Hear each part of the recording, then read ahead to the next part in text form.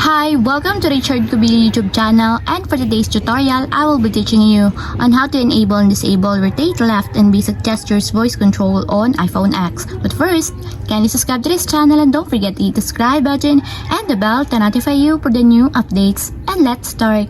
Using your iPhone X, from your home screen first, go to Settings. Then in the settings, scroll down and find the accessibility and then tap.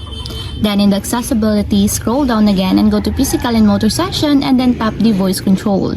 Then in this part in the voice control, go to this section and then tap the customize commands. Then in the customize commands, find and tap the basic gestures. And then after that in the basic gestures, scroll down again and then find and tap the rotate left.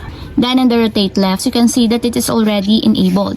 But you have to activate also the switch button under the confirmation required to fully enable the rotate left in your basic gestures until it becomes green. And if you want to disable or turn off, just tap again the switch button just like this.